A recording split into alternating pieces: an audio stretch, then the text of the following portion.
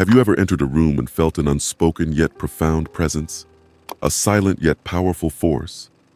Lao Tzu, an ancient sage, once said, "Silence is a source of great strength." It makes us wonder, in our world of constant noise and chatter, how can silence and nonverbal cues cast such a compelling influence? In today's journey, we delve into the realm of nonverbal communication. This silent language, often unnoticed, speaks volumes about who we are, what we feel, and what we desire. Our exploration will take us through the intricate art of body language, the subtle power of facial expressions, and the philosophical depths they hold. We'll uncover how these unvoiced messages can build bridges, create bonds, and even shift the dynamics of power. From ancient philosophers to today's psychologists, the understanding of unspoken communication has been a subject of fascination. How do our silent gestures shape the narratives of our lives? How do they influence those around us without a single word uttered? Join us as we unravel these silent threads of communication. Discover how the unspoken can sometimes say the most, influencing not just the moment, but perhaps the course of our lives. In the quest to understand human interaction, we find ourselves turning the pages of history where the seeds of communication theory were sown by some of the greatest minds. Aristotle, the legendary Greek philosopher, profoundly shaped our understanding of rhetoric, the art of persuasion through words. He believed that effective communication hinges on ethos, pathos, and logos, credibility, emotion, and logic.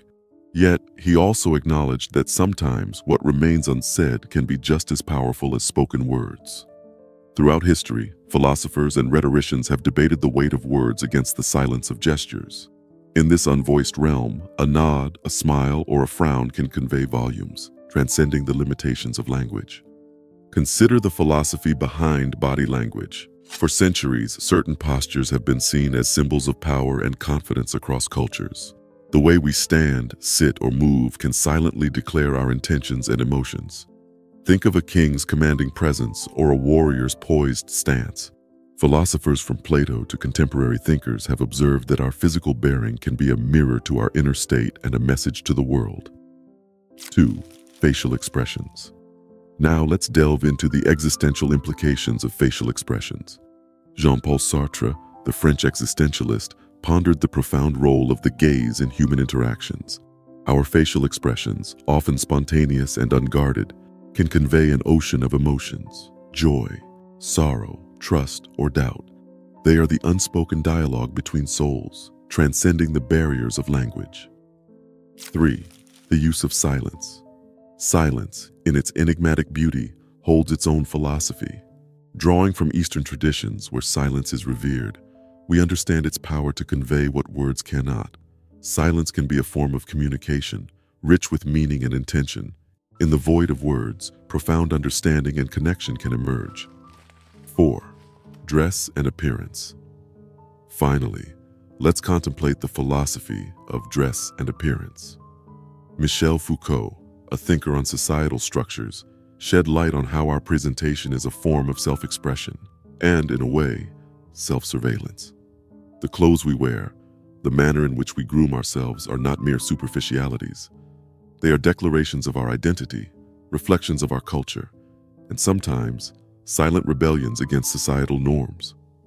As we navigate through the nuances of nonverbal cues, we realize that these silent languages are not just tools of communication. They are profound expressions of our philosophy of life, our unvoiced beliefs, and our deepest truths. Let's explore how you can enhance your silent discourse with a touch of ancient wisdom. 1.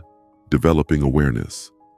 Begin by cultivating awareness of your nonverbal cues. Mindfulness, a practice deeply rooted in various philosophical traditions like Buddhism and Stoicism, teaches us to observe ourselves without judgment. As you navigate through your day, take moments to pause and reflect.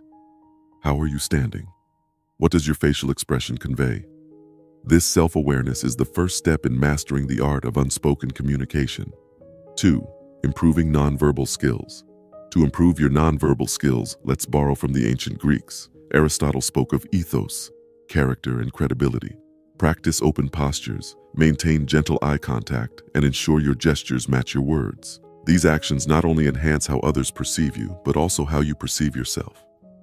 As you align your external expressions with your inner intentions, you embody a congruence that Aristotle admired. 3. Real-world applications.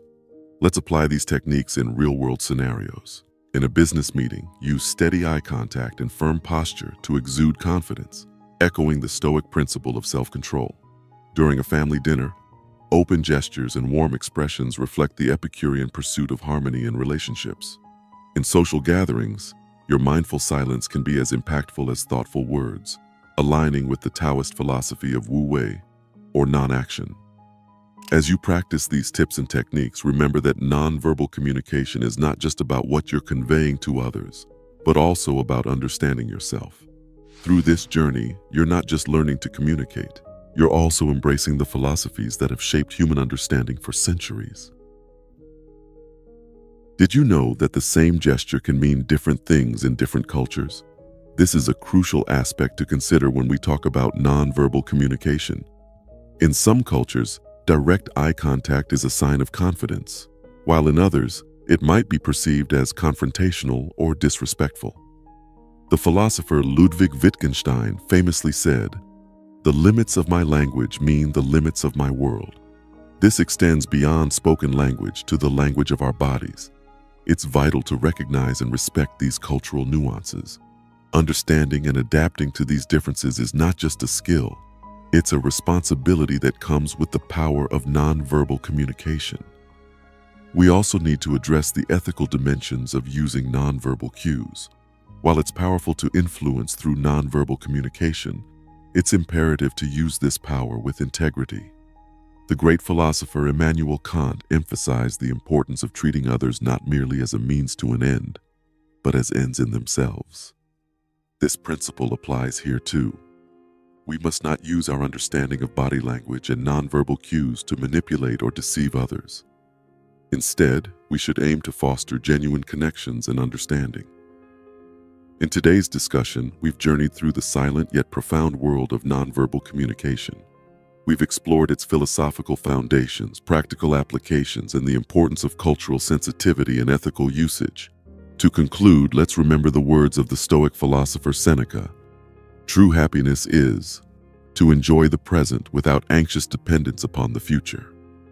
As we navigate the intricate dance of nonverbal communication, let's stay grounded in the present, using our newfound skills not just for personal gain, but for building deeper, more meaningful connections with those around us.